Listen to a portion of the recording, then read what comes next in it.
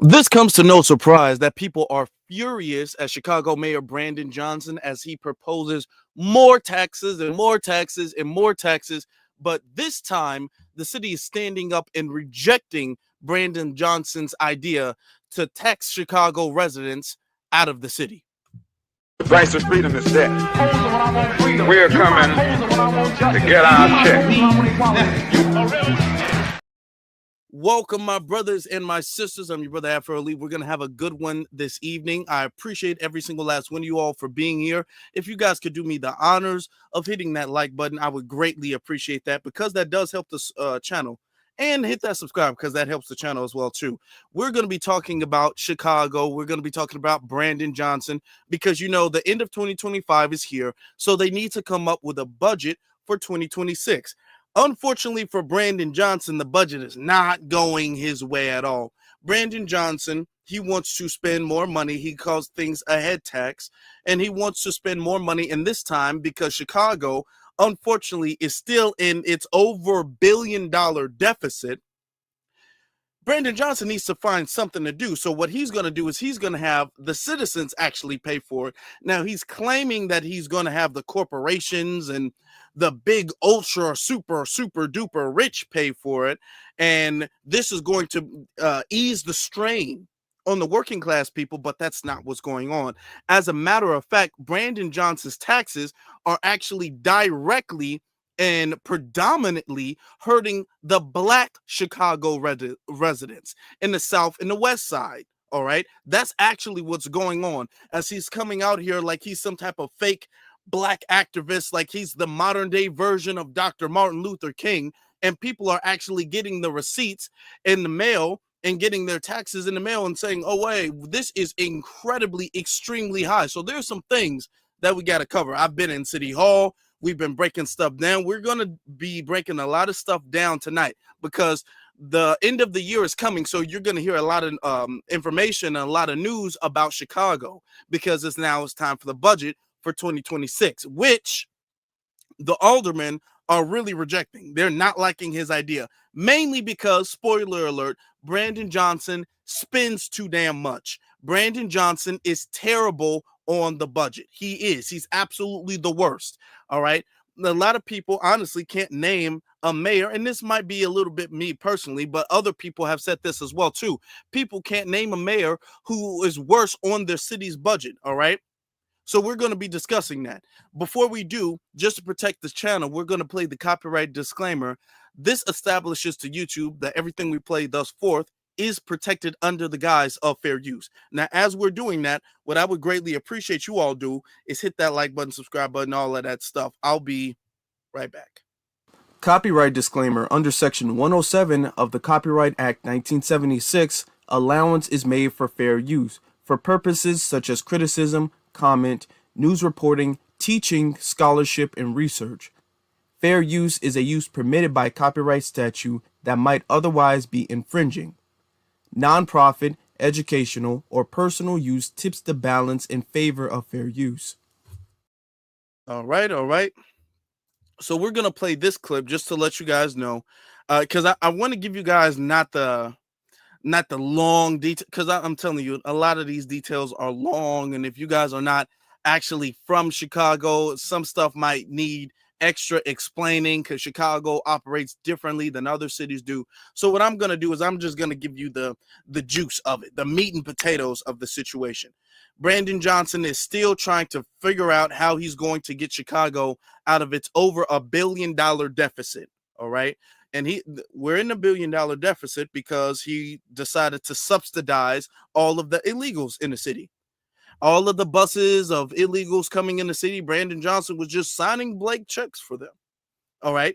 And eventually that bill has come due, and now the bill is due. Now Chicago is yet again towards the end of the year in over $1 billion in debt. And Brandon Johnson is terrible with the budget. So he needs the residents to pay for it. He's already increased the taxes, but it wasn't enough. Now he needs to increase it more. Now he needs more people to pay more money, more taxes. He's claiming that this is going to be the ultra rich, but no, this is actually falling on Black people. Let's start off with playing a couple of clips real fast so we can get to this. Hold on. Got to share the screen.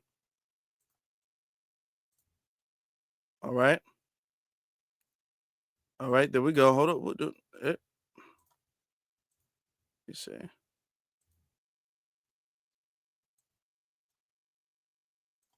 Which has already generated pushback from alders, now enters a new phase of scrutiny. Some city council members say a consultant's report deserves a good hard look that should delay a vote on the budget that is set for next week. Mayor Brandon Johnson refusing to do any budget backpedaling despite a report from the professional services firm EY, formerly Ernst & Young, that suggests the city could find millions more in efficiencies in next year's budget. We put forth this investment that some had some trepidation around, which, sure, I mean, I get that. But we've already demonstrated that we're willing to implement the very ideas that came from this report. But the president of the Civic Federation says the mayor is missing out on many more opportunities for savings by not implementing more of the ideas contained in the 101-page report. He is not governing to all Chicagoans.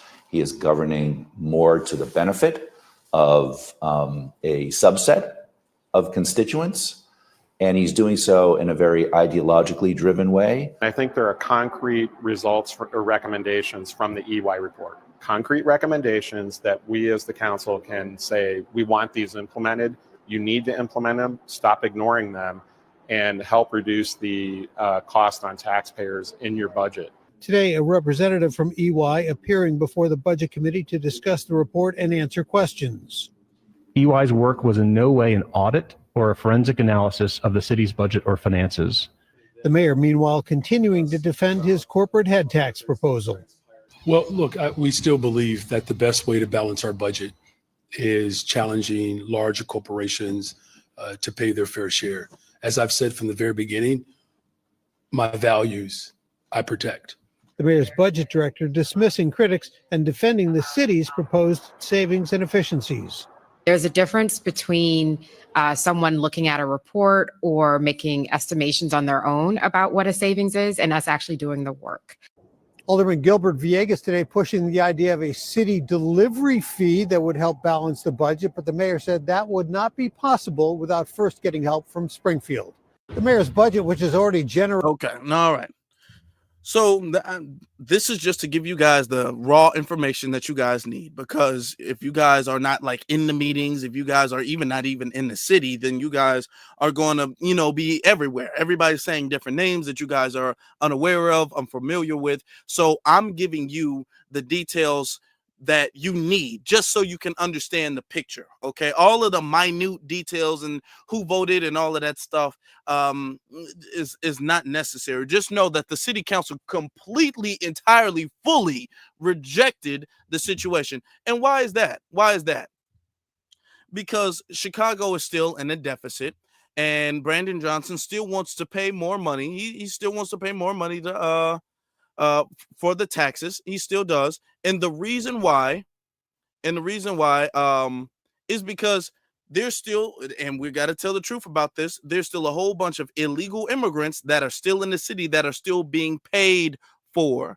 And Chicago residents are noticing that. Chicago residents are not cool with that. Let me show you this. Let's pull this up. This is the reason why Chicago is in so much debt.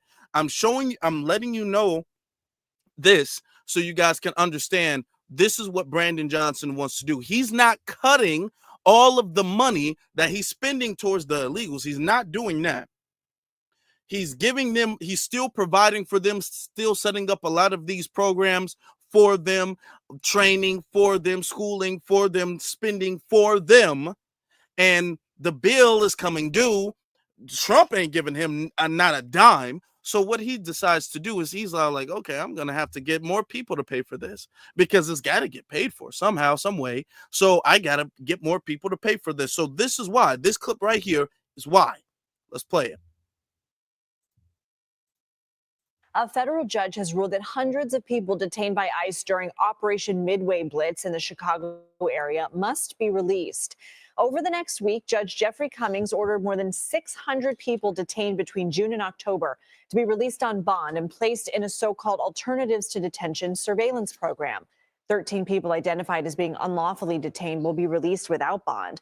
Judge Cummings also gave the Trump administration until next Wednesday to provide the names of all individuals arrested by ICE and Border Patrol in the Chicago area since June 11th in order to identify others who may have been wrongfully arrested. For more, let's bring in CBS News immigration and politics reporter Camila Montoya Galvez. So Camila, why did the judge order the release of these 13 detainees? Well, Lindsay, the judge found that this small group of detainees were illegally arrested by ICE or Border Patrol in the Chicago region in violation of a consent decree in federal court dating back to 2022 under the Biden administration.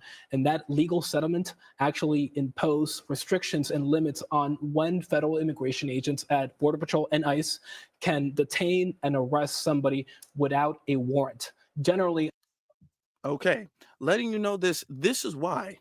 Because the Democratic Party has set up so many barriers and obstacles for deportation, for arresting illegals, all of this stuff, where now the judges are siding with Brandon Johnson. The judges are siding there. All right.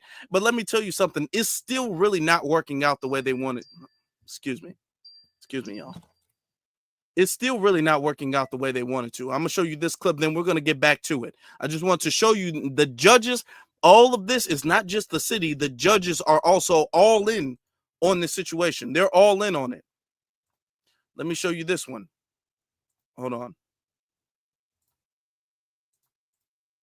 Protests earlier today at the Broadview Detention Center. Let's go to Emmy Victor. She's live outside the center in the near west suburbs right now with the latest on who was involved in those confrontations. Emmy?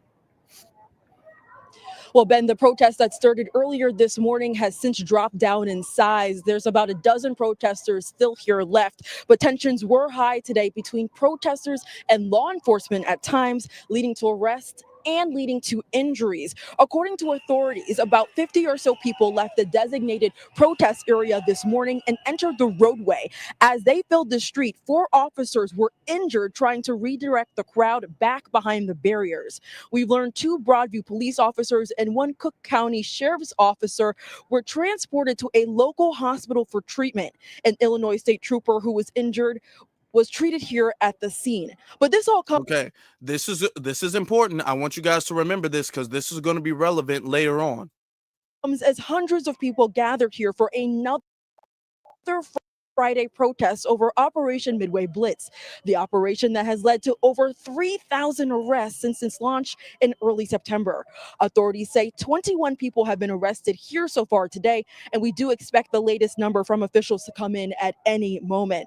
Many of the people put into handcuffs today were said to be faith leaders. The ministers were and probably a couple of priests were lined up just off the curb over there, holding arms. They weren't, when I left, they weren't making any emotion to the crowd. By the time I came back here, they were gone, and I was told very firmly that, yes, they have been arrested.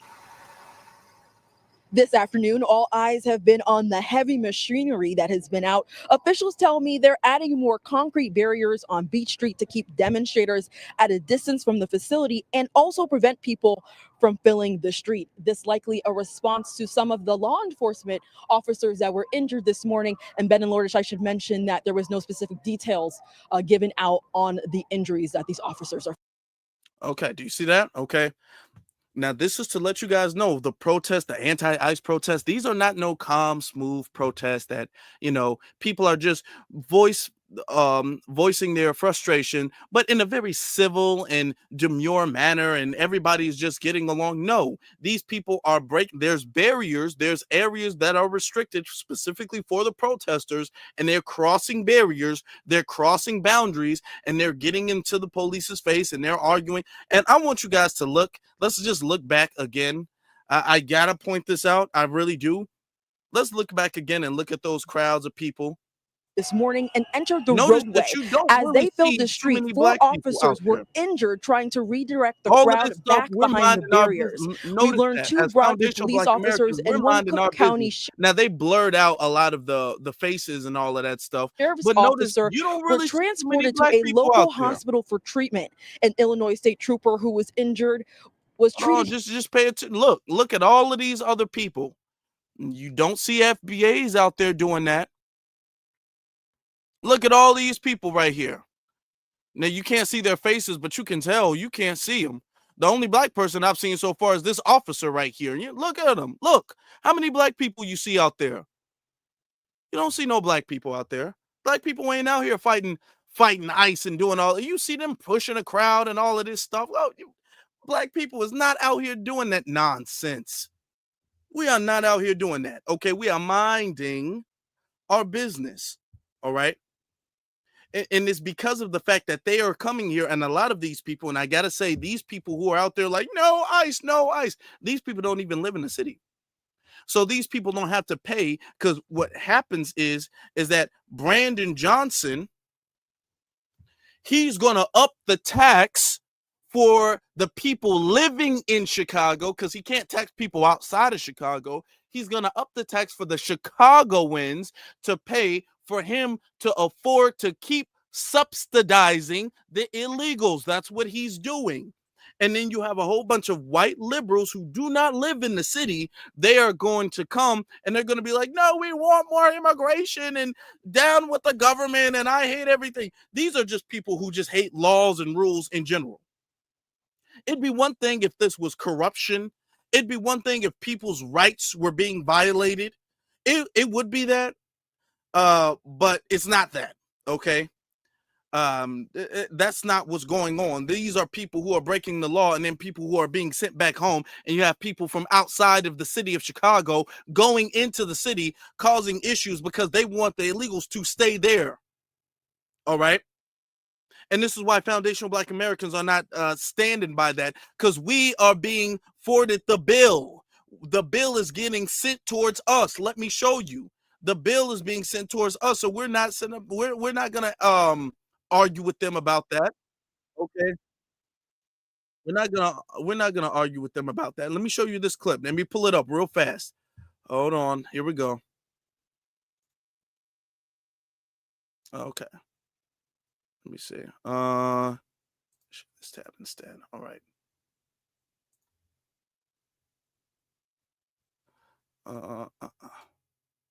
I want to make it a little bit bigger for you guys. Okay, here we go. I wish I could make it bigger, but it's all right. Sticker shock. The Cook County Treasurer's Office has been analyzing the new tax bills and says that citywide, the median residential bill jumped more than 16. The mayor's budget, which has already generated pushback from alders, now enters a new phase of scrutiny. Some city council members say a consultant's report deserves a good hard look that should delay a vote.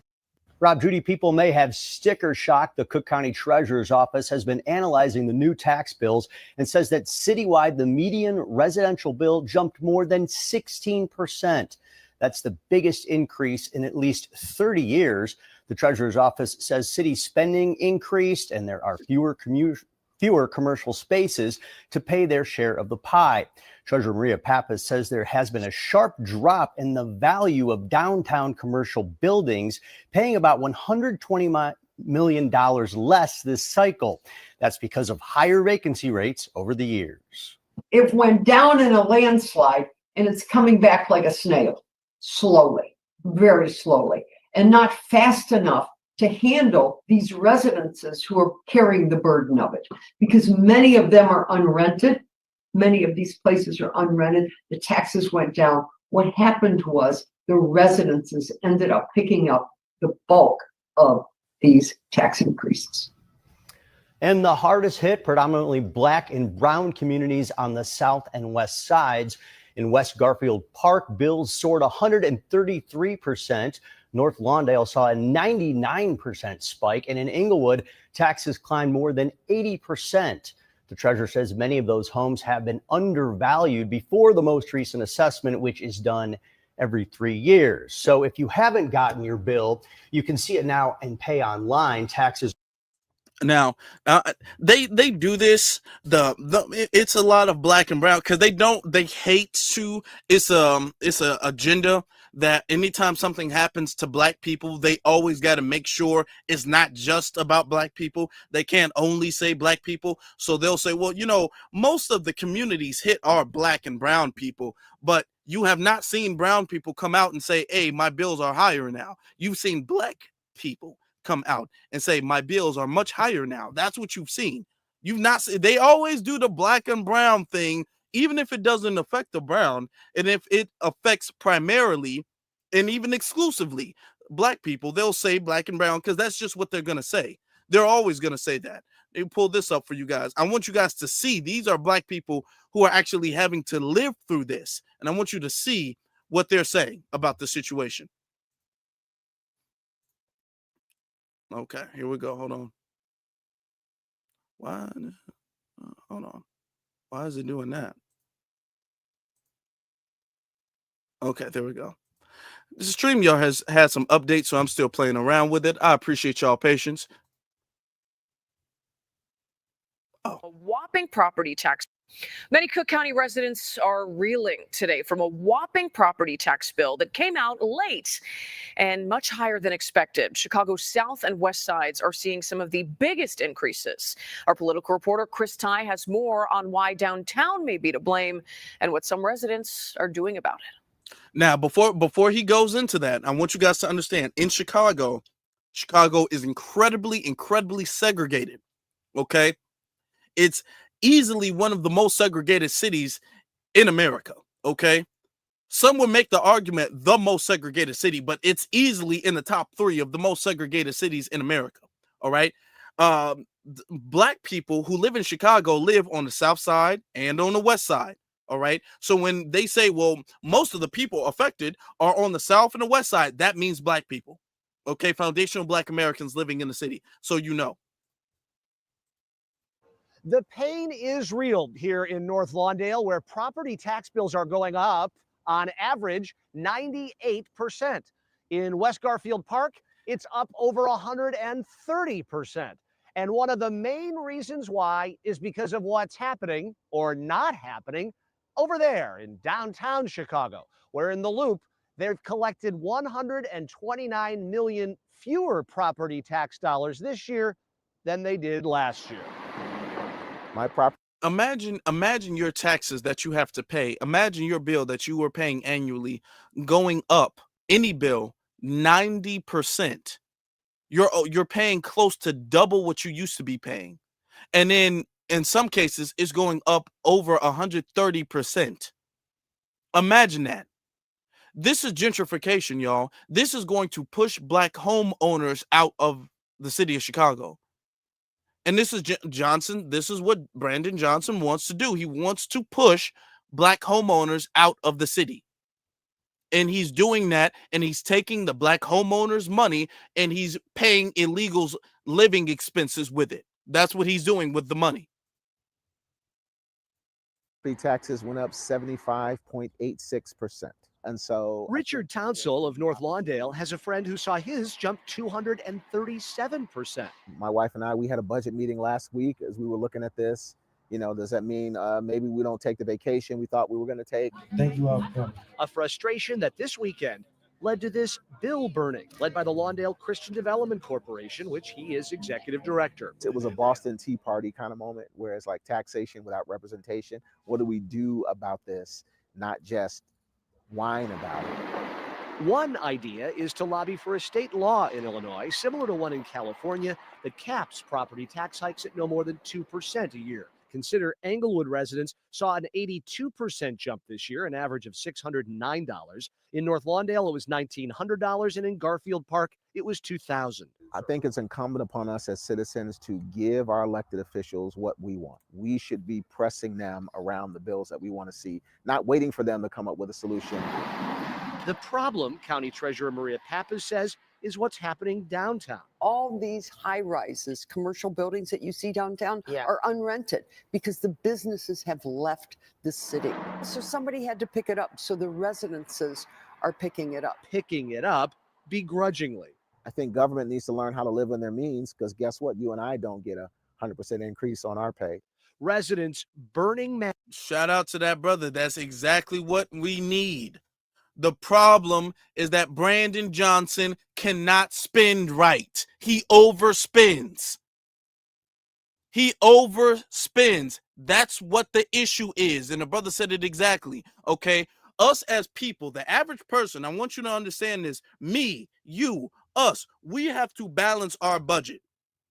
Whatever we make from our jobs, from our business, from whatever we make, we understand our expenses, how much our bills, how much is rent, mortgage, the car note, the insurance, food, all of that stuff. And if we overspend, we can't go to our boss, we can't go to our job and say, hey, I need you to pay me 90% more than what I'm already being paid because I have a spending issue I gotta fix, and I don't intend on fixing this issue. I need you to fit the bill for that. That's what Brandon Johnson is doing to black people on the south and the west sides of Chicago because he is insistent. He will die on the hill of spending on illegal immigrants. He will die on that hill. Do you understand that? Okay, so he needs people to pay for it because the federal government ain't giving him nothing. So he needs the black residents to pay for it. Even now he's taxing, and the problem is he's taxing the quote unquote working class people. He's taxing the head tax and all of that. What that is that's pushing the businesses out of Chicago. The issue is with Chicago has a lot of businesses, all right? But Brandon Johnson, because he's overspending, he's putting more pressure on everybody. He's already raised the taxes on Uber. He's raised the taxes on streaming. He's raised the taxes on this. He's raised the taxes on that. Raised garbage fees. All of these different taxes that Chicago already pays. It's fair share in taxes. But the thing is that he keeps overspending. So now we need more taxes, all right?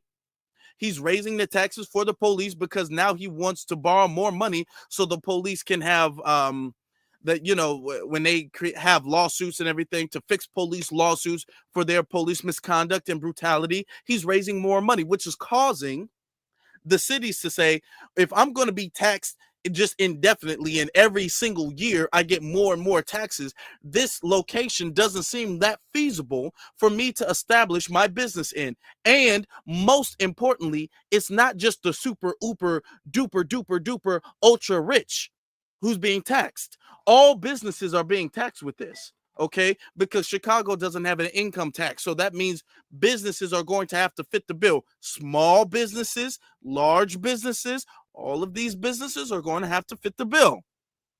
So they're saying it's not even feasible for me to establish my business in Chicago anymore. So that means they leave. They get out. Okay?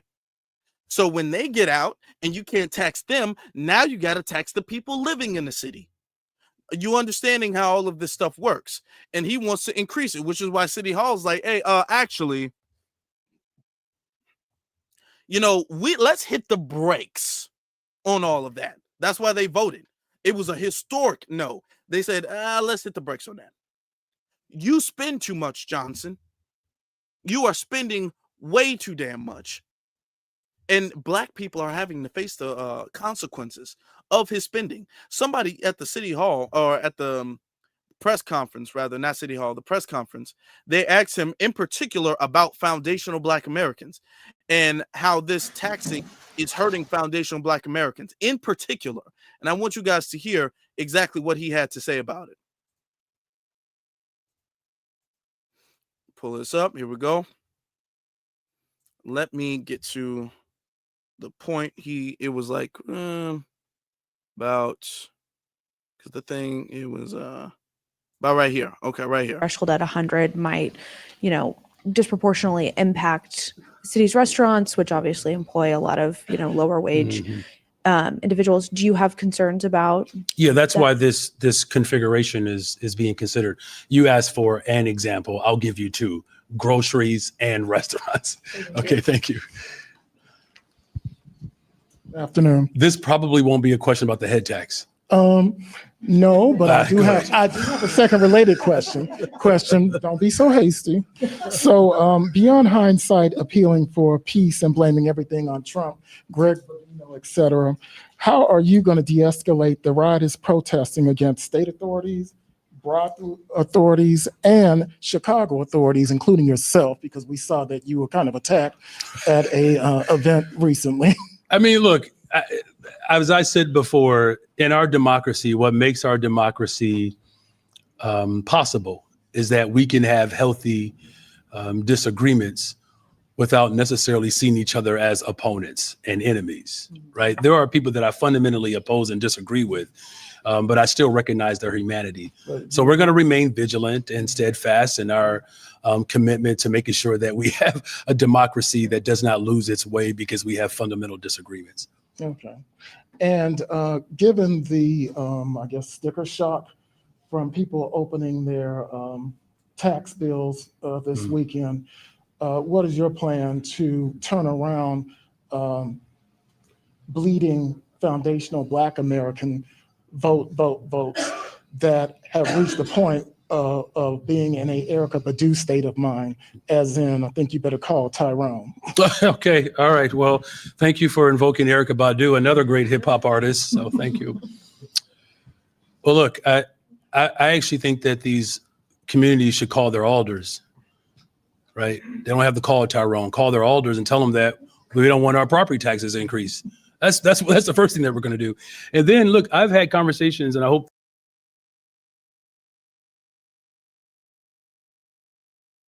Do you see that? Do you see how he just sidesteps the question? He just completely sidesteps that. And notice that Brandon Johnson, none of them, he was like foundational Black American. What does that mean? Because Brandon Johnson knows what a foundational Black American is. He knows that. He's allegedly not a foundational Black American, but he says, well, call your alderman.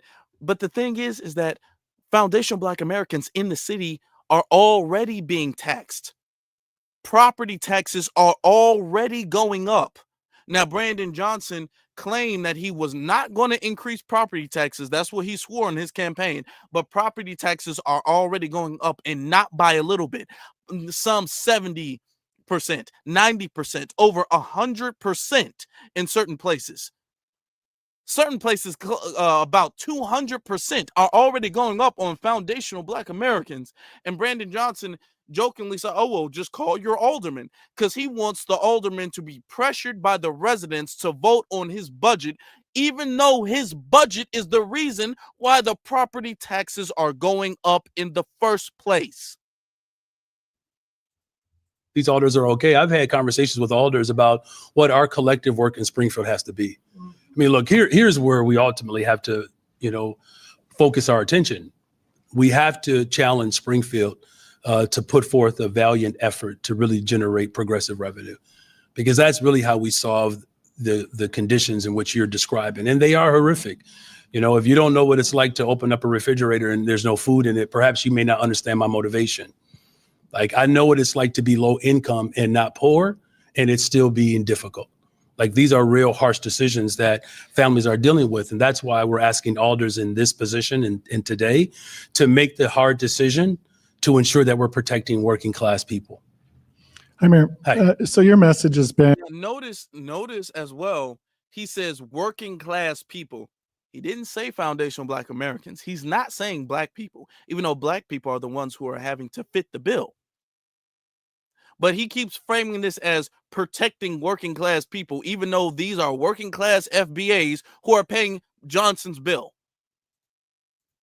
And you're saying now you would veto anything with a property tax increase, garbage collection fee increase, right? And the grocery tax, and that those are essentially a tax on working people. Do you think your message is undercut by the fact that over the last year you have supported those policies yourself? No. Why shift now, and why not acknowledge? The right time. He says no. Look how instantly he says no. Let me talk to you guys. Brandon Johnson swore up and down that he was not going to increase property taxes. Last year, with the budget of 2025, last year in 2024, he campaigned on increasing property taxes. And now he's saying that he's going to veto anything that increases property taxes, even though property taxes are already increasing. And then the reporter's like, don't you think that people are not really having faith in you because you said one thing last year, you campaigned on one thing. Well, you campaigned on point A when you first started. Then you switched from point A to point B. Now you're switching from point B to point A, and you swear you hate point B, but you were just preaching about point B. Don't you think that's a little confusing? No. This is why people can't trust you. because this is exactly what the Democrats do. They'll make it seem like they're advocates and they're working class people and they're working for the working class people, but the working class people have to pay and fit the bill, an unnecessary bill, because you are spending on people who shouldn't even be in the country. That's why. And how smug you just no, instantly. This is why people can't trust anything he says, not even his own aldermen. And the aldermen are the smart ones who are actually voting no, the ones who are not shucking and jiving. They don't want to go down with the ship. Brandon Johnson is crashing. The ship is sinking, and they don't want to go down with that. They don't want their residents not to vote for them or their opportunities to climb the political ladder even higher. They don't want that to be cut off because Brandon Johnson. They're saying, hey, at some point, when people have to pay crazy property taxes and are then considering moving out of the city of Chicago, I don't know what to tell them because I just followed your lead. So I'm saying no on this one. The same way they did last time. It's the right time to shift now. And that's what happens in politics. We actually respond to what people say. Isn't that what politicians should do? Look, I've never said that I'm perfect. God knows I'm not. And what I am trying to do is to make right in imperfect situations. So I'm not asking you to congratulate me. I'm just simply saying that we've made a shift because we have other options. And those other options are on the table today. And I hope that our alders who are, contemplating, this moment, that they recognize that the options are very clear. We're going to protect working people and middle-class families in this city by investing in education, youth employment, and community safety, or we're going to place the burden on working people. And I'm saying that we don't have to do that because the ultra-rich in these large corporations, they can do more. That's not working. And nobody's buying that. Because when the business tax in Chicago has already gone up under his administration. All right. That means more people are having to pay, more business owners. That means Black businesses. That means entrepreneurs. You might just be yourself. You're going to have to fit the bill. Everybody is fitting the bill for Johnson's thing. And he's making it seem like this is his Robin Hood moment where he gets to tax the super ultra rich. And those taxes are not going to affect nobody else. Those business taxes are not going to affect anybody else. And we all know that's a lie. We know that's a lie. And Brandon Johnson, Brandon Johnson, he got his at the city hall. Let me show you guys this at the city hall today, or not today, yesterday, rather. Folks was calling Brandon Johnson out. Now, before we get to that, let me give you the clip from the other city hall meeting I posted with Ms. Jackson calling out Brandon Johnson as a fake Black revolutionary or a fake Black activist or whatever he claims he is or tries to be or whatever the case is. Let me play that clip of Ms. Jackson real quick for you guys in case y'all missed it.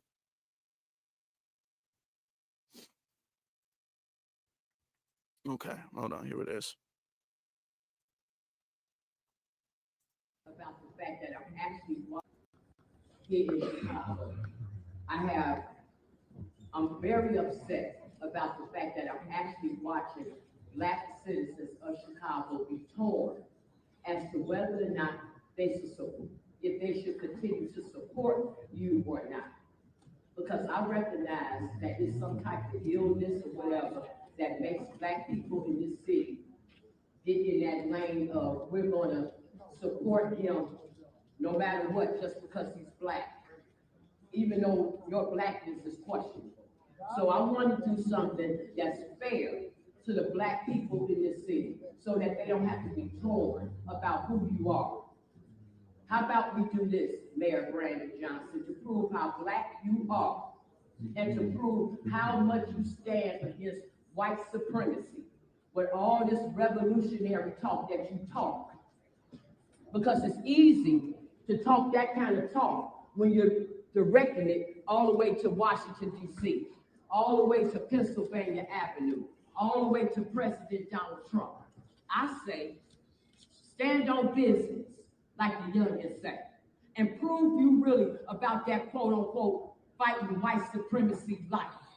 And this is what I want you to do. I'm gonna give you opportunity. I got a case over here on Monday in the Daily Center with a whole bunch of corrupt white judges, a bunch of white corrupt public administrators. Show the city what you really about as a black man. Come over there and defend me. Stand up for the fact that you know that the city and the county is trying to illegally take my property and other black people's property. Show them that you're about that life. Come over there and be over there at the Daily Center. Don't reach all the way to Capitol Hill when you can get down right here and speak white supremacy right here. Stop this division that's going on with black people. That you out here trying to act like you about being black like that. Acting like you standing against Trump, against white supremacy, while you are literally watching these white judges and these white public administrators beat up on me. Come on, Mary Richardson Laurie. Come on, black woman. Ain't the Democratic Party all about black women and protecting the black woman? Y'all come over there on Monday, November 17th, bring your cameras. Bring the media. Let everybody see that you really about that life. That you about that revolutionary black people life. And come defend this black woman that you know, and Mary Richardson Laurie, you know.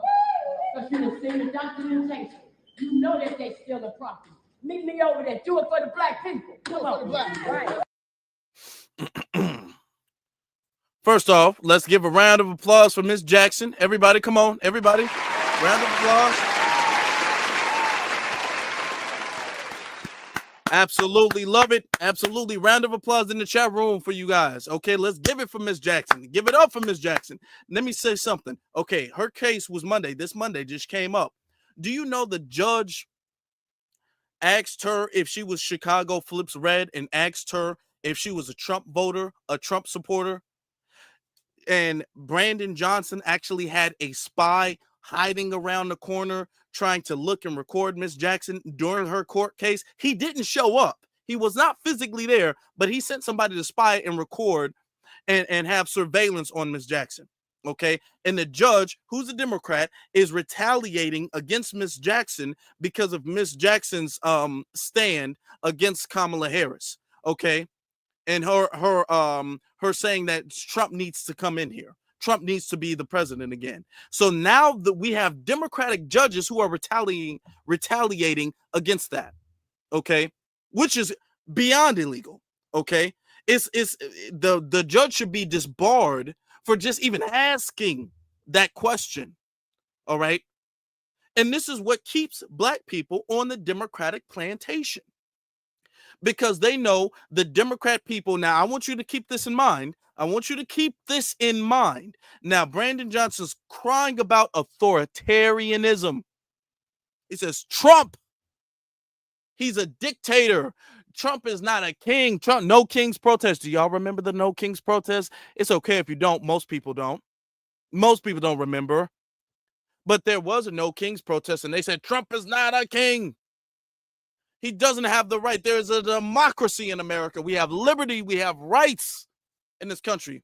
But Brandon Johnson doesn't care about your rights unless you're a Democrat, unless you're voting for him and supporting immigration, supporting illegals. That's what he cares about. You understand that? What type of authoritarianism is it where your rights as a citizen gets violated depending on what party you vote for? Not if you vote or don't vote, not if you commit a crime or don't commit a crime, about what party that you vote for. And now you have people who, if they're not going along to get along, they're being retaliated against. They're getting their property stripped from them. This is what's going on. I'm going to play some more stuff. Let me get to the super chats real fast before we continue. Shout out to Omar. I appreciate you, family. I guarantee if the Democrats win the president in 2028, illegals will get get monetary restitution because ICE before we get reparations. Oh, they will. Oh, they getting it. Oh, they getting it. It's going to be the families who were so hurt, and the families were or such in disenfranchisement. We need to pay them. Okay, these people are hurt. They're traumatized. We need to pay them, and we need to pay their kids. We need to pay all their bills, which is what they're doing now. But oh my God, it's going to start raining money. The money that they tell us they can't afford it's going to start raining money if they get in. All right, it will.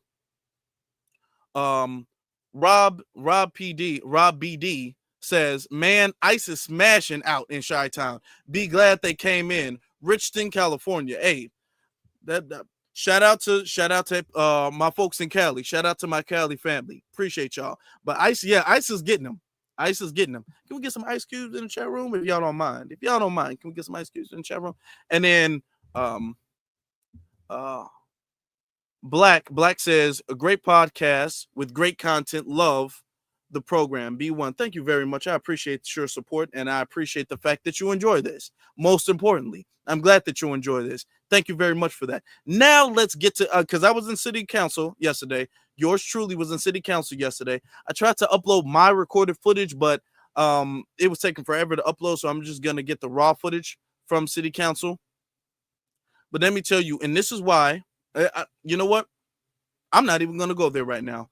I'm going to have you guys see what it is, and then I'm going to break it down. Because y'all got to witness it before I say something. Because y'all just not going to believe me if I just say it. Y'all got to see it. Look at this. City up from Rogers. Okay, they're all doing a prayer. For our invocation, which will be delivered by Pastor Donovan Price of Solutions and Resources. Let us pray. Oh God, our God, the God of Abraham, Isaac, and Jacob, the God of Ida B. Wells, Harold Washington, and every praying grandmother on every block of this city, we call on you right now. Father, we stand in this chambers not just as officials, but as your servants, not just as counsel, but as a people who know we need you. Because if you don't guide us, nothing we build will stand. Somebody ought to say amen. Lord, you have kept Chicago through the fire and through the flood, through pandemics and protests, through violence and victory, through storms in the sky and storms in our soul. So we pause to say thank you for being a keeper, a protector, a way maker, a mind regulator. And God, we lift this city up. From Rogers Park to Roseland, from Austin to the east side, from the lake to the last alley where somebody is praying for another chance. Let your healing roll down like waters and your justice like a mighty stream. Father, we lift up this nation wrestling with division, fear, and confusion, but you are still the God who can speak. Peace be still. So speak peace over America. Speak peace and unity over Illinois. Speak power, purpose, and protection over Chicago. We pray for the hungry, those choosing between groceries and rent. Let compassion rise up in this city like bread in the oven. Let no child go to bed hungry on our watch. We pray for the immigrant, the asylum seeker, the refugee, those who've been pushed by fear, by violence. We pray for the immigrant, the asylum seeker, the refugee. The immigrant, the asylum seeker, the refugee.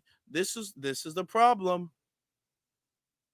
This is the problem with the and I'm gotta say this. This is a problem with the church. And this doesn't mean all Christians are like this, because there's a lot of Christians who listen who are not like this whatsoever. But this is the problem with the pork chop preachers. Pork chop preachers. Can we get some pigs in the chat room? First off, notice that a lot of these preachers, they're overweight. They're incredibly overweight. They don't eat according to what the Bible instructs them to eat. These are pork chop preachers, and they're doing this so they can get different incentives from the city. They're doing this. They want a check. They want that check to clear. Pray for the asylum seekers. Now, I want you to listen. He doesn't mention black folk. He's allegedly a black person. He doesn't mention black folk. Okay? Clearly, he doesn't mention that. He's praying for the asylum seekers and all of that. Yeah, because you want tax exempt status to remain and you want certain bonuses. These are pork chop preachers. This is why the attendance of especially big major mega churches are going down, because people don't believe in preachers like this. It's the preacher's reason, because the preachers have sold the church out and have sold the people out and are false representatives of the people. That's why. Notice he's not going to mention black people. He's not. By famine, by ICE detentions and uncertainty. Let us that you told us to love the strangers. For many of us were once strangers too. We lift up those who are touched by the plague of gun violence. He said, love the strangers. God also said, love thy neighbor. Did he not? If you're going to say, well, God told us and he preaches to us to love the strangers, did not God preach to love thy neighbor and to care for your family and to provide for your family and your neighbor? Did he not also say that? Is that what's going on? Are your neighbors being sacrificed for these quote unquote strangers who are illegally here? Is that what's going on? Every grieving mama, every broken father, every sibling lighting candles on cold sidewalks. God, wrap your arms around the victims and the families who survived them. Bless the outreach workers, the first responders, crisis teams, pastors, nurses, violence interrupters, trauma surgeons, and those who run toward the hurt when others run away. Lord, as we approach the holiday season, let the spirit of gratitude fall on this city like fresh snow. Let healing come to families who haven't spoken. And as 2026 approaches, God, we ask for a new year like no other, a year of rebuilding and restoration, revival in our homes, our blocks, and our schools. Now, Father, stretch your hands over all these alderpersons, this mayor, infuse their minds with wisdom, their hearts with compassion, their decisions with righteousness. Let every vote be seasoned with justice, every debate soaked with respect. We're gonna move on past this because it's just really that bad. Is really that bad. Let's get to the speakers. I want to first I want to get to this one. We had a immigrant coming up there and he wanted to speak, so I want to get to that one. But I'm telling you, that's the problem with the church. That preacher right there, and there was another preacher who came up there. I'm going to play his clip. This is the problem with the church, is why people are not attending, because the pastors have sold out. They don't care about what's in the best interest of the city. They don't care about what's in the best interest of the church. They don't even care about what's in the best interest of the actual people. Because pastors are supposed to care about what's in the best interest of the people, whether they're Christian or not, whether they're churchgoers or not. That's what the pastors are supposed to do. That's the righteous thing to do. That's what they're supposed to be doing. But these pastors have sold out, because these pastors want to get access to the parties, and they want to get access to exclusive suites and special deals and stuff. So the Democratic Party and a lot of the churches, they have worked coincide with each other, with the pastors that sold out. They work coincide. So this is why when the Democrats need votes, when the Democrats need to win an election, they will go to the church, because the pastors have sold out. This is exactly what Dr. King was saying. This is exactly what Dr. King was warning what would happen if the pastors of the church sold out. He wrote a letter saying that, hey, y'all heading in the wrong direction now. It looked like y'all about to sell out, and that's not acceptable. He was telling them about that then.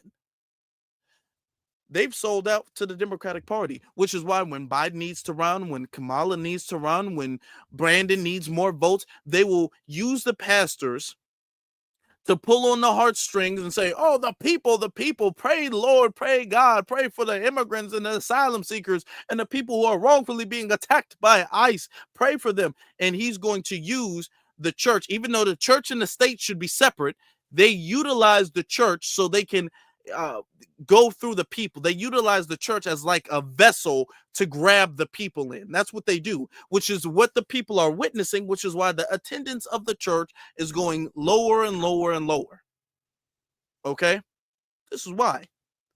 Which is why the people that you see there most of the time, these are people who've been there for 40, 50 years. They're just not going anywhere else. That's why. I'm telling you, these pork chop preachers, they work hand in hand with them. And that's the reason. No, let's get to the speaker, though.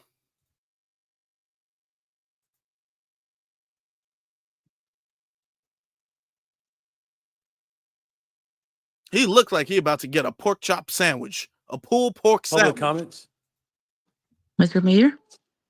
The council will now begin the public comment period, which is limited to a maximum of 30 minutes. Each speaker is limited to 3 minutes. Speakers cannot yield or transfer their time to another speaker. Any written comments that have been submitted will be posted and made available for aldermanic review. Our first speaker this morning is Anthony R. Campos.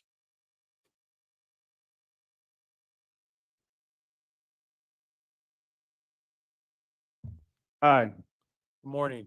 I come to you guys today to discuss a couple things and to bring up the major issues the Mexicans are facing within America.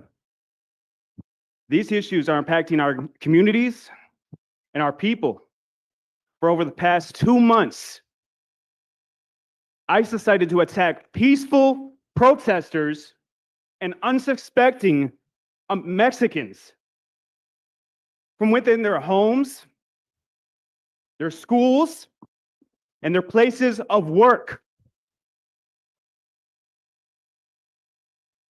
ICE conducted themselves with irrational tactics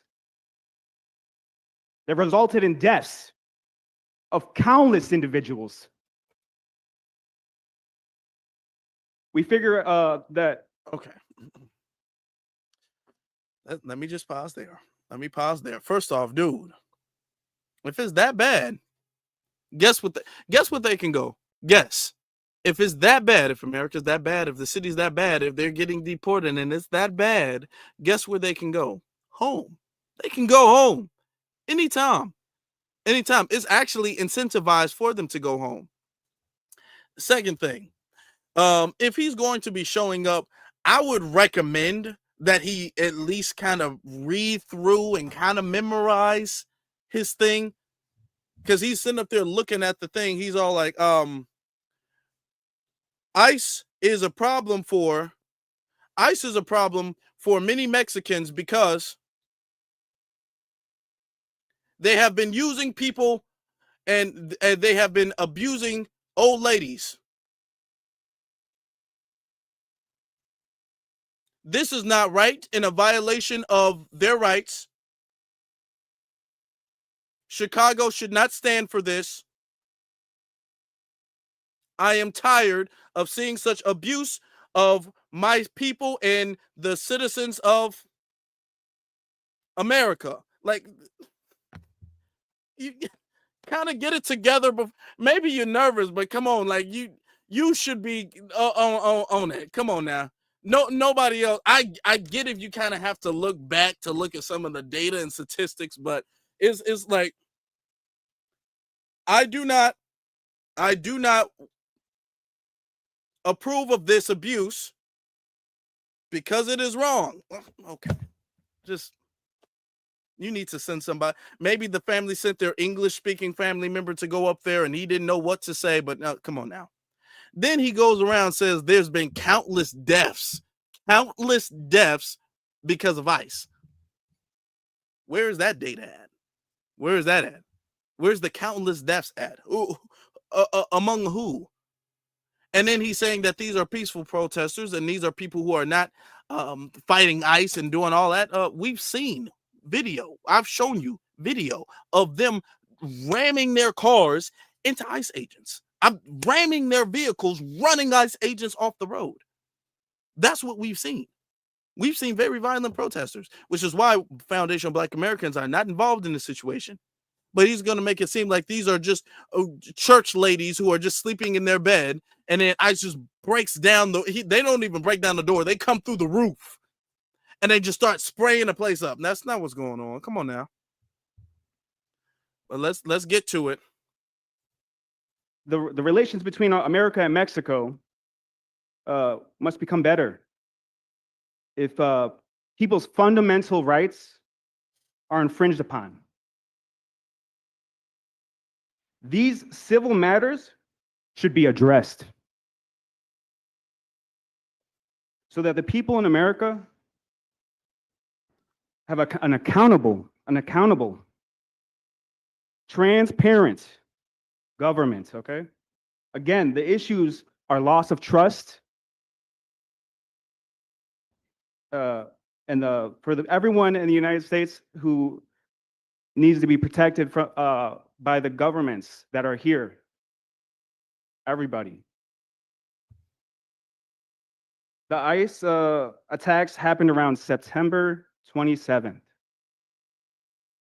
to October 25th, when Mexicans were attacked for the color of their skin.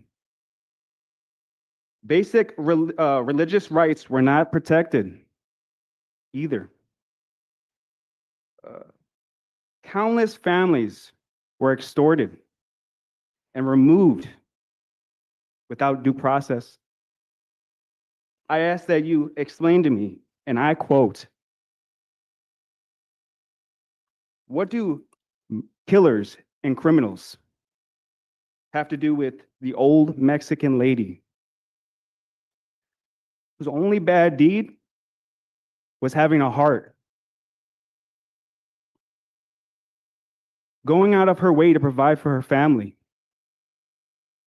Our communities have seen a dramatic and drastic decrease in customers to our restaurants and places of work. Thank you. That's because they've been deported. That's why. That's why. Oh my God, that dude was. Come on now. Dude, first off, come on. All of these attacks and they're criminal. Look, you come to a country illegally, that's a crime, period. And in Mexico, they would consider that a crime as well, too. And they would deport you. It would be the same situation in Mexico. And only in America do we sit up there and act like, you know what, actually, this is a violation of your fundamental right. They are literally arguing that they have a fundamental right to be in the country. They have a fundamental right to be in America. Okay? It's their human rights are being infringed upon by not being able to stay in America comfortably without being deported, without the threat of deportation. He says, our businesses have not seen those customers. Well, that's because those customers are in Mexico and in Venezuela. That's where those customers are. Those employees that were coming to work, they're back home in Venezuela and in Mexico. That's why. That's where they are. Boy. Then this dude, he was sitting right in front of us or whatever, and he decided to pull out his phone, and he was sitting up there recording. He was recording us, thinking he was going to expose us or something like that. Then he was like, y'all threatening me. Y'all threatening me. I just looked at him. I'm like, this idiot. If he doesn't know, we've been all over the internet. All of these city council members know us by name anyway. There's nothing for him to expose. The dude just sitting up there like, there has been an old lady. She is a grandmother, a mother, a wife, and a daughter, and she is scared of what is going on in her community. Dude, okay. It makes people not care. If you take that long to really get to the point and make people not care, I'm giving some constructive criticism. That's what I'm doing. I'm not bullying, but I'm getting some constructive criticism. That's what I'm doing. Let's get to some of the real speakers, though. Actual, genuine speakers.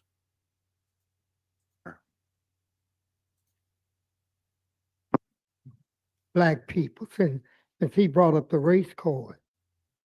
Yeah, and notice he did bring up the race. They're being attacked because of the color of their skin. That's now we have Hispanics pulling out the damn black card. When we say we get pulled over by the police because of the color of our skin, now Hispanics are saying we're getting attacked by ICE because of the color of our skin. These people cannot do anything original. They can't do anything original. Mexican. So when the race card is played, I play it well. Black people. Go to the black ghetto and reading the Sun-Times say this head tax is going to be shifted to the black community for black people with their property. These Mexicans, since you brought up Mexican, I didn't. They wade across the Rio Grande. They're illegal. They are illegal. The mere fact that they did not go through immigration and naturalization doesn't entitle them to arrive here. We have a process here. And when they don't go by the process, welcome ICE. Welcome ICE. Anyway, look at your minutes. This whole body is a democratic machine here, a one-party system. Now, I've used the French Revolution as an example. The people are not here. Where are the people today? They're not here.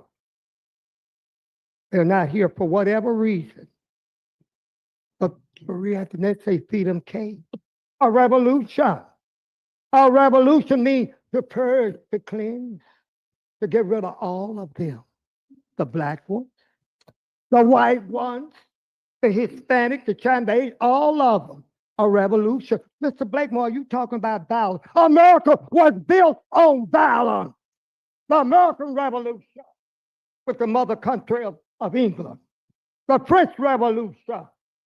The Civil War. The World War I, World War II. All these wars. These people are violent. Are violent. And I don't think that you can vote them out. I don't think you're going to be successful in voting them out. So, Mr. Blakemore, are you getting real serious now? What are you talking about? A revolution. Malcolm X said, by any means necessary. It might sound violent, but this country was built on violence, enslaving black people in America, enslaving us, white wealth, black labor. We got black faces in high places selling black people out. He played the race card. I'm playing it too. I'm playing it too. So, Thank you very much for your comments. Our next speaker is Dennis White. Shout out to Mr. Blakemore for that. They want to play the race card. The work of America, the slave labor built America. We know that as a fact. That is a historical fact that cannot be argued because there is nothing else to argue, okay? You are either saying that as a fact or you are lying. There is no in between. There is no ambiguity. There is no debate. Slavery was not a theory. There is no, well, maybe slavery, maybe a little bit of this. No, it was slave labor. I said in a previous live stream I did earlier this week that there are no other foundational people except foundational Black Americans. Point blank, period. These people are talking about fundamental rights, and we are having to fit the bill so they can come here and exploit the rights of people who have sacrificed. These people who are coming over here, he brought up Mexicans. We didn't. He brought them up. These Mexicans are coming over here, Mexicans and other immigrants, but he brought up Mexicans in particular so we can talk about our relationship with Mexico, okay? And how Mexicans have consistently been anti-Black. And that exists very predominantly in their community when they're in Mexico and when they're here. If we want to go there, he's talking about fundamental rights. You don't have a fundamental right to be in somebody else's country illegally. Nobody's getting you because of the color of your skin. His skin. Hold on. I want you guys to have a visual. Let's look at this. Do you see the color of his skin? I want you to look at the color of his skin. Real talk. Look at it. If you're not looking at your screen, look at your screen. Do you see the color of his skin? You're telling me he's being discriminated because of the color of his skin? That's why? These people identify as white. These people are descendant of Spaniards. That's what's going on. His skin is pale as hell. Okay, it's not like he's light skinned. It's not like he's a shade brighter than me or anything like that. He's pale. I'm not pale. He's pale. Talking about we're being discriminated because of the color of our skin. No, you're trying to steal something from Black America because you know that's what we've been saying because that's what we've been having to live through. Talk about, look at the color of my skin. I'm being discriminated against. Man, you're more pale than a white officer that's pulling you over. The color of your skin, please. If he didn't say he was Mexican, you wouldn't know. You wouldn't be able to tell unless they got an accent a lot of times. Sometimes their hair can kind of give it away. But these people, no, these people are white passing, a lot of them, and they identify, more importantly, they identify as white. And they operate like that, and they treat black people like that. All right, let's get to the next speaker on the thing. Well, that was a wonderful prayer itself, for we didn't get taxed for the prayer, first of all. Second of all, if you think that ICE is doing all those terroristic things, then the illegal immigrants need to go back south of the border and then reapply for asylum. Do it the right way, because we are flooded. The resources, finance, everything. But when Laken Riley got killed, I didn't hear no Hispanic citizen say nothing about her death. When that other girl who got killed and raped at the age of 12 in Houston, I didn't hear nobody say nothing. But when ICE come and start snatching illegals out, now here come the hell raising, here come the uproar. Then you want the blacks to help fight, be your guard dog. No, that's not going to happen here. Not in 2025, 26, and 27. ICE going to be here as long as Donald Trump is in the White House. That's one thing. Number two, 25 to 10, your budget just got shot down. So what's the next plan? You're already trying to hit everybody else with these property tax that the last time you trying to hit us with a $300 million property tax, that didn't work out very well for you. You see there, you just like a Zomar Madami imitation. That's what you are, Brandon Johnson.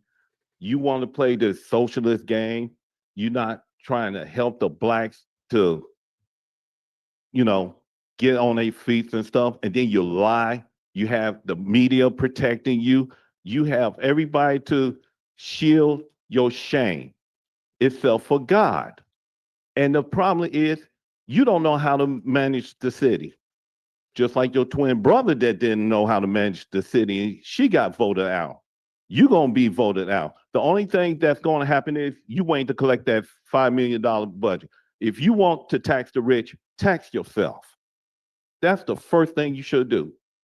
And then you over here want to hurt business and stuff. If you haven't walked down State Street not one time and see how terrible it is. It used to be flourish, business, everything. You could have a parade. But now it looks like a ghost town.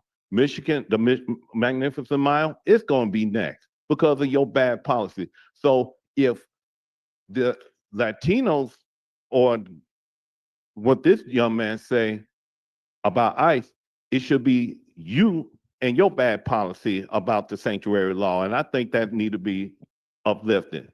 Plus you being impeached. Thank you very much for your comments. Our next speaker is Reverend Dr. Wallace Gator Bradley. First off, I want to give a shout out to my brother Dennis. Also, his cousin, he told me his cousin was a supporter and a subscriber to the channel. So thank you very much to his cousin. I forget his cousin's name, starts with an M. I'm not that good with names, but thank you very much for your support. I appreciate that. All right. And shout out to your cousin too. And the fact that he was talking about, when they were over here committing crimes and when they're over here attacking black people, let's be honest. And when they push black people out of all types of industries and all types of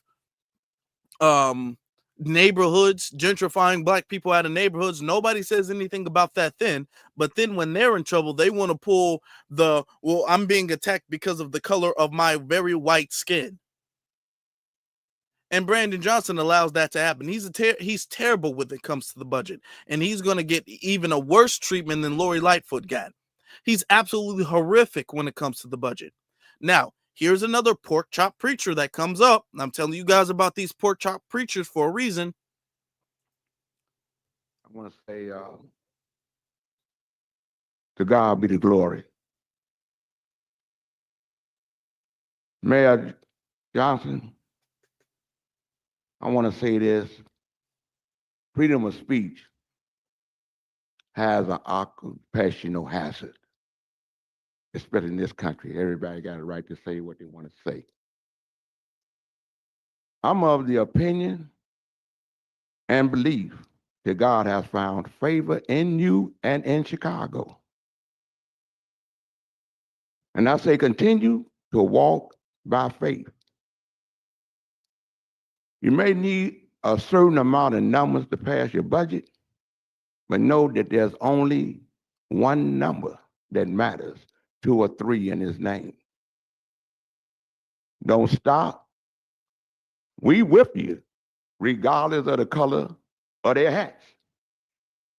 It's going to dawn on them that this budget is really a people's budget when it comes down to it, because it's going to be the people within this chamber that's going to aid and assist you to pass the people's budget.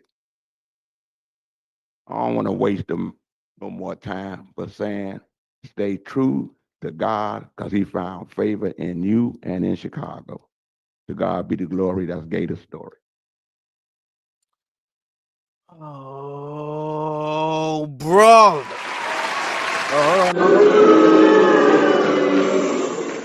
Man, and this is why all to God be the glory. Did you see? Hold on.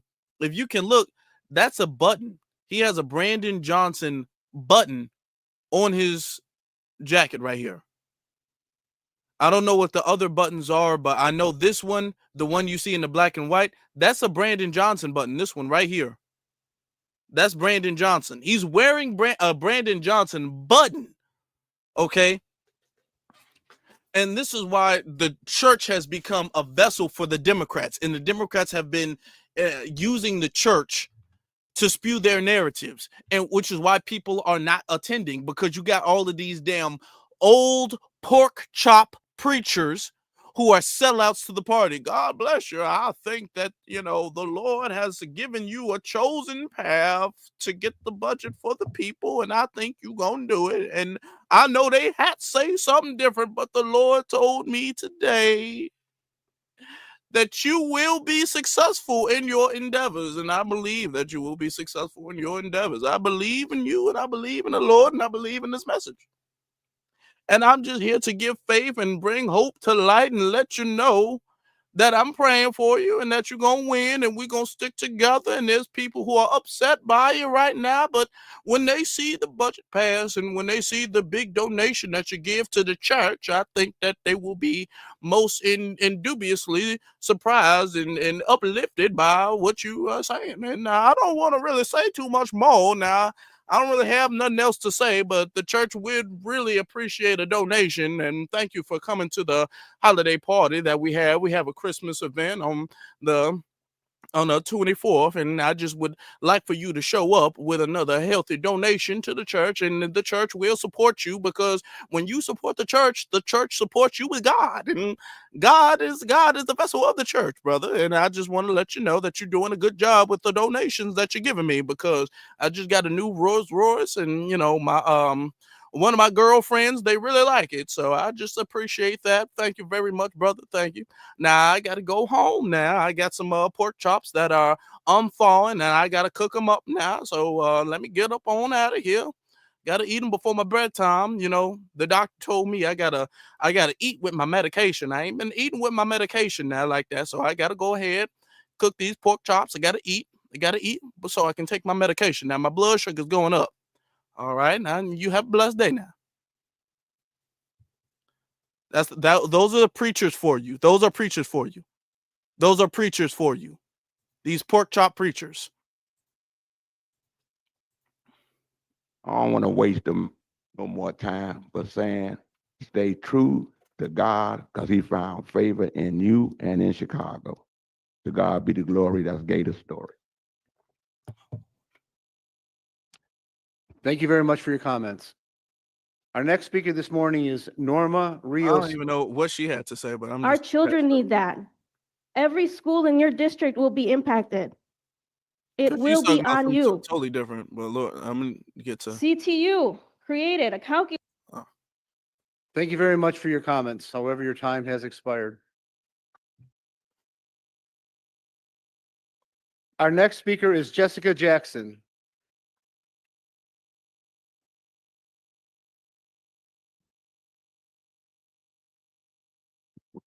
That's how you run. See how you running? You see that's how you run. Anyway, And she was referring to the Hispanic dude who was all like, "I'm being discriminated because of the color of my skin, because my skin is so colorful and melanated and rich in melanin."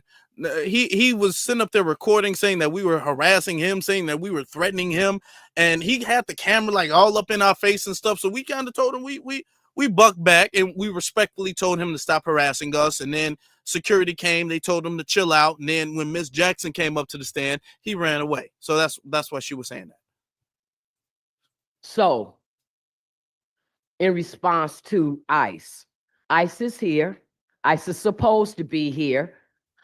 President Trump is doing what the majority of the country asked him to do and what they voted for, mass deportation. It doesn't matter that a bunch of illegals don't want it. What matters is that the taxpayers and the legitimate citizens do want it. So if you feel some type of way about it, you take that energy and you go to your country with it. The people here have paid taxes and have got their citizenship to vote for what it is that they want. The fact that you don't agree with it is neither here nor there. Now, the real issue that I'm here about today, outside of the fact that, of course, you didn't show up to help, with my situation, and I didn't expect you to, but Black people needed to see what you own. And that was the purpose of that. But what I am learning in this whole process is that because we have voted for Trump and because we're talking about Chicago flipping red, that we're getting retaliated against. We're getting retaliated against in the courts. We're getting retaliated against in public places, like what Zoe talked about, what happened at the Trump Towers the other night. Let me be clear. And again, I don't know if you're a Haitian or not. That's just allegedly. But let me tell you something about Black Americans. We understand our right to vote, and we can vote for anybody we want to, be it Democratic, be it Republican, be it Independent, be it the Green Party, the Liberation Party. We vote however we want to vote. So says the water hose and the dog bites that my mother and father took in Jim Crow, Mississippi. Do you understand that? Do you understand that I am 63 years old and I've been voting since I was 18 years old? I vote the way I want to vote. And so does everybody else in the United States of America. That's what peaceful protest looks like. Not a bunch of weirdos attacking ICE cars and ICE agents having to get tear gas because they're attacking the police. Police attacked us. That's how we got the right to vote. You're going to respect that. And everybody else in this room, we don't have to vote for y'all while y'all sitting around dogging us out, not giving us our money. My property taxes are increasing, but it's nonsense for Mexicans and immigrants. While at the same time, Mexico is asking for Trump to intervene in Mexico because they want the Americans out of Mexico. They don't want Guatemalans and all that in their country. And he gonna come over here with this nonsense at this mic. I'm telling you, you don't never bother my. Thank you very much for your comments. Your Honor, there are no further speakers. There was time to Very find out well, for the this public comment concludes the period. public comment period. Chair recognizes Alder Helu Gutierrez. Thank you, Mayor. Just wanted to be recorded. I've been here, but wasn't as a panelist. Thank you. Mr. Clerk, could you? Nah. After that, the budget kind of shut down. But first off, let's give another round of applause. Shout out to the speakers who were on code. Shout out to that. And Ms. Jackson was 100% right for speaking on and exposing the retaliation that she's getting. Now, Brandon Johnson, the word Haitian keeps getting brought up. Now, here's the thing. If he wasn't, he might be, he might not be. It's a possibility that we could be incorrect, and he might not be a Haitian at all. He might be a foundational Black American. It's a possibility that that could be the case. Let me ask you this, though. How easy would it be for you to state that? If that was the case, if that was the reality, how easy would it have been for you to state, oh yeah, no, I'm not Haitian. My family, I don't have any Haitian lineage. I can easily state I'm not Haitian. If somebody accused me of that, I would be all like, I don't know where that rumor came from. You can even do it in the most professional way. I don't know where that rumor came from, but let me just clarify my lineage as being a lineage of the descendant of American slaves. You could easily have done that. But he's not doing that. And you have to think to yourself, why does Brandon Johnson absolutely refuse to clear up the rumor that he's Haitian? Because if he says he's not Haitian and somebody finds out that he is Haitian, then he would be dubbed as a liar, which is something he's already dubbed as. So I don't see what he's so afraid of. But look, it's super easy. And the more people say it, especially publicly, and the more he starts to dodge and not address it, and you got other reporters invoking the term foundational Black American, and he's dodging that term, it just goes to prove what we've been saying the whole time. He's really just doubling down and proving what we've been saying the entire time.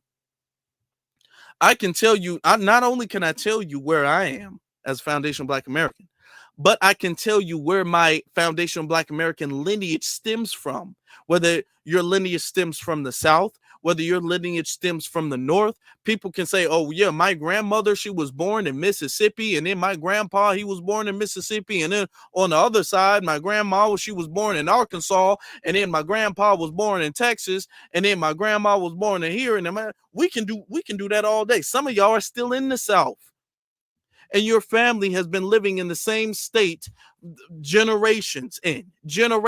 Now, there has been, of course, migration with the Great Migration, but we still, even with the Great Migration, we still are connected to our roots. We still know where we're from there. So it's super easy to clear up. It's not even easy. It shows something to clear that up. You have a sense of pride in making sure you clear that up. So if somebody's saying, hey, your people are not even from this country, your people are from outside, you're an immigrant, you're a descendant of an immigrant, for someone who consistently invokes the Great Migration, you would think he would instantly clear that up, but he's not doing that. He keeps getting bought up. Doesn't want to clear it up. Why wouldn't he want to clear it up? It's not because, oh, that's a petty question. That's something ridiculous. I'm not even going to address it. No, because it's a factor. It matters. It's important.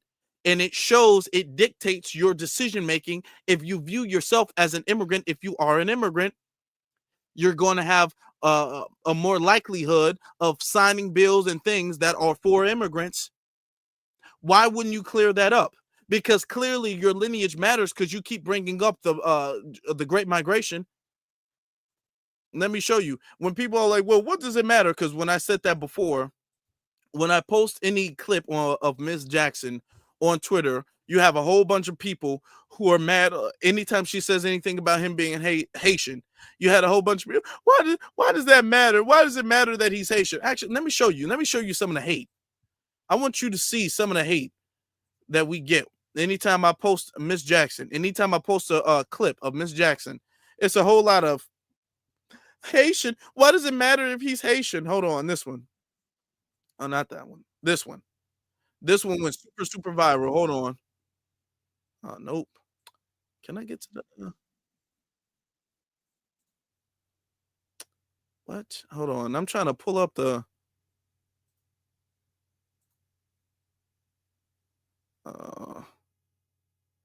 Okay, hold on. Yeah, here it is. Here it is. I hate when this, it trips like this. But let me pull this up for you guys. Few quote cheats. Look at this. Look at this tab. Look at it. Hold on. Okay. Word on the street is, now this is Ms. Johnson. Actually, let me play the clip just in case y'all don't remember it. Mayor Brandon Johnson. Look up here. Look up here. Look up here. You got a real South Shore resident of 63 years up here. Not no paid protester, not somebody that's paid with a 501c3. You got a real live South Shore resident at this mic. Now, what you're going to do for the citizens of South Shore and the Black people of Chicago, you're going to stop with all this fake Black facade you're doing. You're going to stop that. Because first of all, you're going to deal with the fact that word on the street is you're a Haitian. And if that be the case, that explains a lot. But if you're not, we're going to dethrone this self-acclamation you gave yourself at that Black Caucus thing, where you said that you're the freest Black man in America right now. I dare you insult Black men like that. Okay, first off, shout out to her again. Word on the street is you a Haitian. It's what she said, but boy, the tether class was triggered by that. Oh, they were so triggered because with delineation, we're making sure that people are properly represented, and our people have not been properly represented because they've been coming over here as immigrants and foreigners doing what's in the best interest of foreigners and immigrants. And we're saying we've had enough of that. Okay, and they all pissed off about it. Hold on. Word on the street is you Haitian. Oh, she thought she cooked. She thought she cooked too. Oh, he's mad. This dude. Oh, he was pissed off about that. An embarrassing shame. A Haitian founded the damn city. Miss Jackson needs to take a effing nap.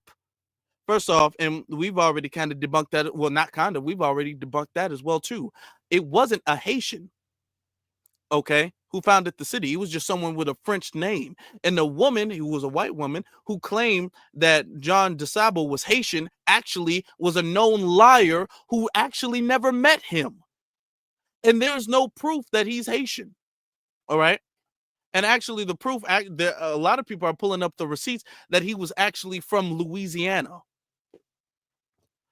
But the narrative has already gone out that Chicago was founded by a Haitian. Okay, but you see a lot of them, they're mad. Okay, a lot of them, they're mad. Now she had some supporters. Okay, supposed to keep the ignorant S on social media. People not supposed to be walking around public this dumb. I'm talking about they're pissed off. Now, what did Miss Jackson say? She said allegedly. She said allegedly, and you got a whole bunch of tethers online. I can't believe she said this. I can't believe it. Oh yeah, because you understand that we're not going to just go off of skin tone anymore. Yeah, that's not enough anymore. Brandon Johnson may be dark skinned, but that's not enough anymore. We're not going just off of his skin tone anymore. Now we're doing the paperwork check and looking into his lineage. See, what they've been doing is they've been saying, well, you see, my skin is dark, just like your skin is dark. So that means we're the same. And that means that I should be able to say and speak on your community the exact same as you can speak on your community. And we're saying, hit the brakes. Nope. I don't care how dark your skin is. I don't care how kinky your hair is. I don't care how big your lips are or your nose. Where are your people from? Because you're representing our people and your people ain't from here. That's a problem with me. That's what we saying. And that's where they're upset. They're upset because they understand what Miss Jackson is doing is hitting the brakes. And they see that this is a very bad precedent going forward. Because what they've been used to doing, and I'm going to show you this clip, what they've been used to doing is invoking history of ancestors that are not their ancestors. Let me pull this clip up. And Brandon Johnson consistently brings up the Great Migration and struggles with ICE and all of that. He brings this up all of the time. Okay. Reporting for Southside Weekly today, wanted to ask about the CBA. Do you support similar set-asides in other gentrifying neighborhoods? And can you comment on the foundation itself not supporting this CBA? Well, look, I can't speak to, someone's intent or their desires. or commitment. I only can speak for myself, and what this pilot program is ultimately doing is protecting seniors. We're talking about individuals who are talking about myself.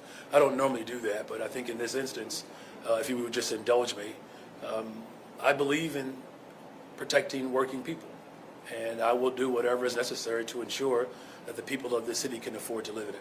So just to clarify, Where is that? Okay, this was the one. That's the clip. That's the wrong clip. Everyday people.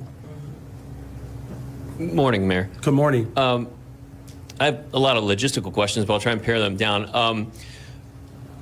Can you get it into one, though? That's the key. Well, one and a follow-up, absolutely. Okay, all right, 1.5. All right. Talking to the new arrivals out on the street, there are still a recurring cycle of them that are re-entering the shelter system. They're going back to the landing zone. If 2,700 have left, 2,000 have re-entered that system. So there is still a demand. And when we talk to them individually, they say, I'm still struggling. I still need work authorization permits.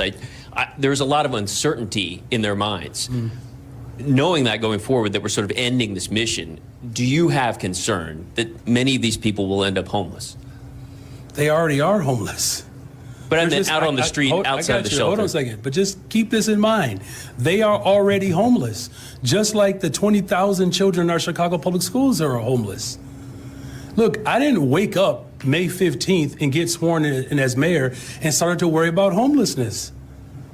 When you're a public school teacher in Chicago, I can tell you, we come face to face with negligence in this city all the time. Our police department does, our fire department does, our city workers. So we're very concerned about the conditions that we inherited. And now what you're seeing is a real legitimate concerted effort to actually address the crisis. Should they be concerned about work authorization? Yes. Does the mayor of Chicago have the ability to authorize work? No. So that's why I'm fighting our federal government, and particularly the Republican Party that's being led by a freaking lunatic who told them not to support substantive, comprehensive immigration reform because he wants to prove a political point. And he has worked to pit poor brown people against poor black people. Shame on him. You talk about a joker. It's Donald Trump. So yes, as you can hear my voice so eloquently, of course we're concerned about work authorization. And yes, we're concerned about the unhoused, but that did not happen with this mission.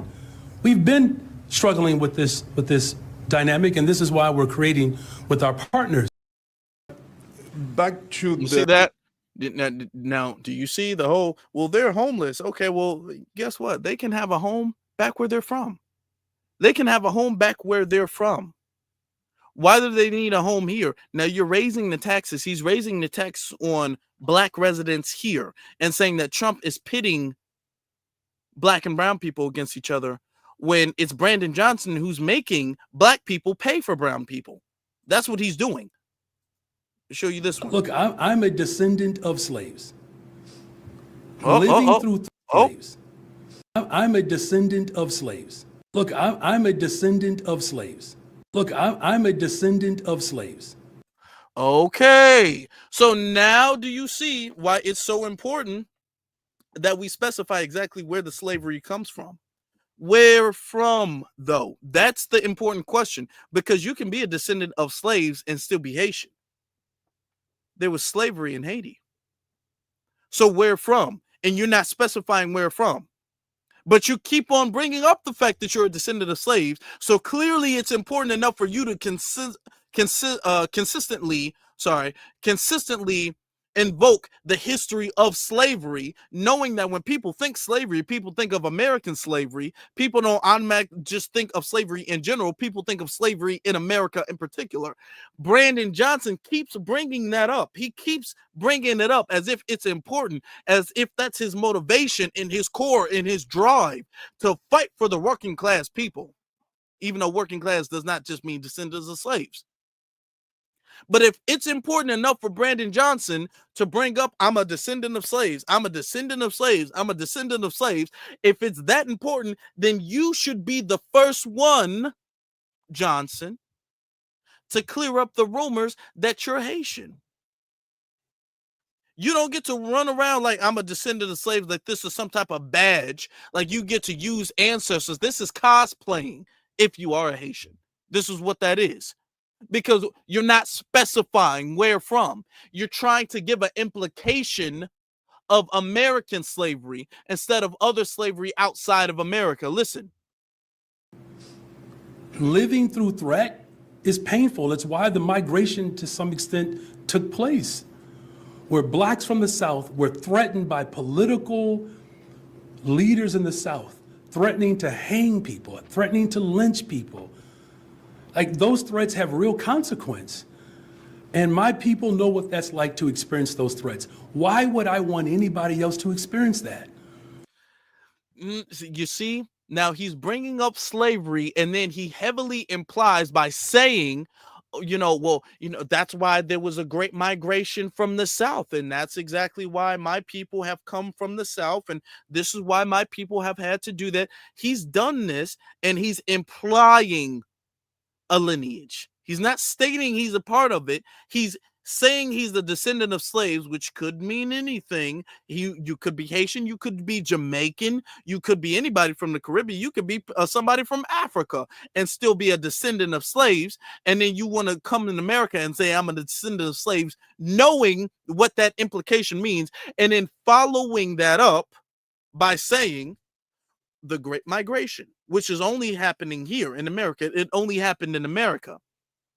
Leaders in the South threatening to lynch and to harm and to persecute black people. This is history of America. So when he follows up with, I'm a descendant of slaves, and with history of America to the average person, that sounds like, you know what? Okay, well, you must be a descendant of American slavery. You must be a foundational black American. But yet when Miss Jackson consistently is all like, hey, word on the street is you Haitian.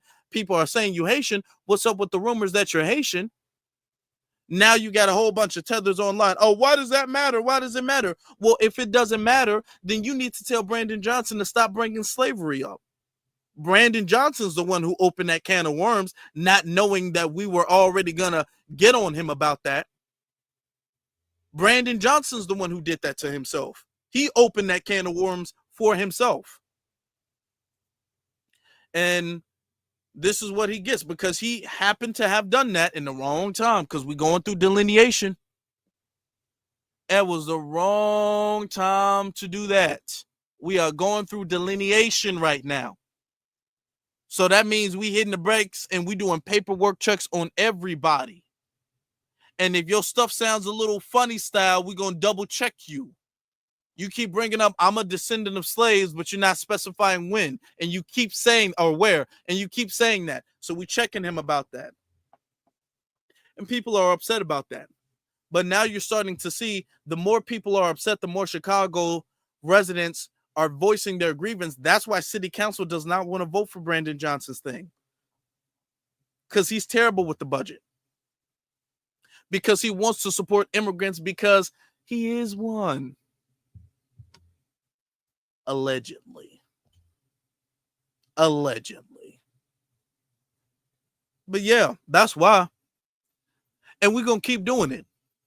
And I'm consistently going back to City Hall, me, Miss Jackson, Dennis, all of us, Mr. Blakemore, all of us going back to City Hall. Plus, y'all loved it.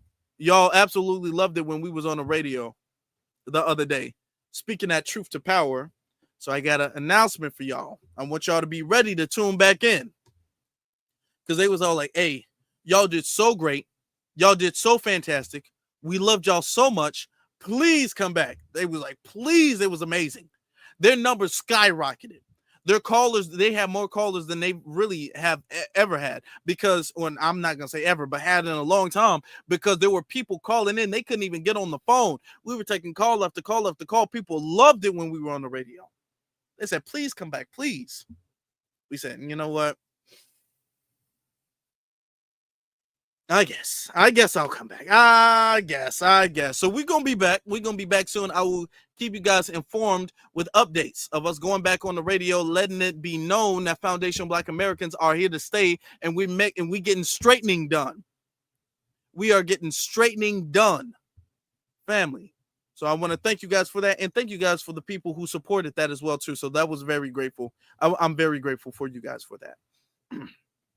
All right.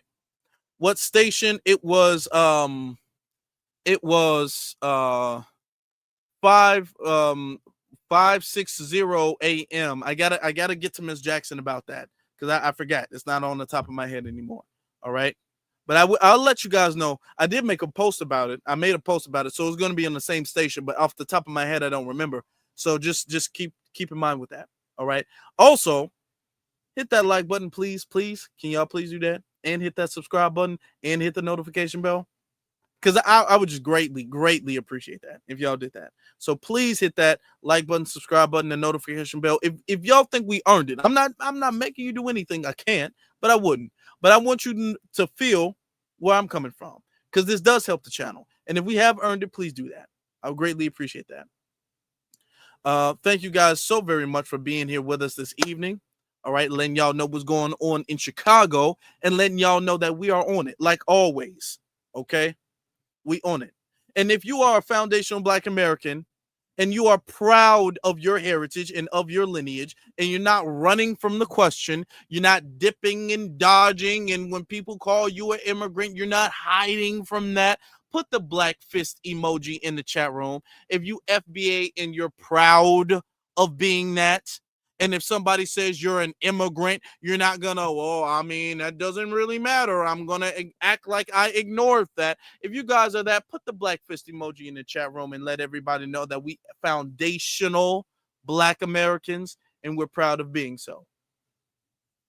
That being said, my brothers and my sisters, Black first is always to every single last one of you all. You all have a good one. I will see you guys tomorrow evening. Thank you very much for your support, and y'all have a blessed one. And when I say a blessed one, I'm not talking about no pork chop preacher. I'm talking about a real one from a real brother. Y'all have a blessed one.